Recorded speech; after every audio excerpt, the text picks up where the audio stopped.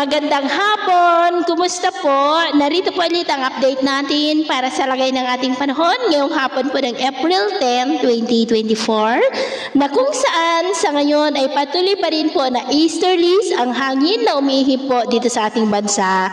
At mayroon din po ang daloy ng northeasterly surface wind flow na nandyan sa extreme northern Luzon, gaya po ninyong nakikita at nakaka-apekto rin sa ilang bahagi ng northern part ng northern Luzon na nagdudulot po yan ng medyo preskong panahon. At ito naman ay pinapakita ng forecast model natin pong ginagamit hanggang po sa susunod na 2 linggo. At sa lagay po ng ating panahon, ngayong hapon ay maayos ang panahon sa malaking bahagi ng ating bansa pero may tsansa pa rin ng maulap na kalangitan with isolated rains sa ilang bahagi po ng Ilocos Region, Cordillera, Pangasinan, Catanduanes, Sorsogon, Catarman, Cadiz, Caraga, Northern Mindanao, Zamboanga Peninsula, Sultan Kudarat at Mati.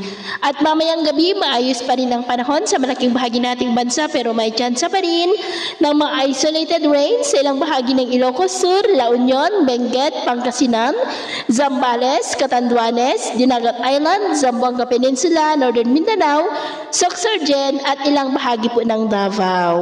At sa atin naman pong mga baybayin, dahil po sa northeasterly surface wind flow, ay maalon po sa mga baybayin ng Ilocos Norte, Babuyan Island at Batanes, na ang mga alon ay posibleng aabot hanggang po sa 2 to 2.3 meters height. Kaya iwasan po muna natin ang papalaot, lalo na po dyan sa mga may kulay pula para mas makaiwas sa mga sakunang pangkaragatan. So, yun po ng latest update natin sa araw na ito. Ito po muli si James na nagsasabing, sa kahit anong pagsubok po na darating sa ating buhay, huwag po tayong mawawalan ng pag-asa. Thank you and God bless!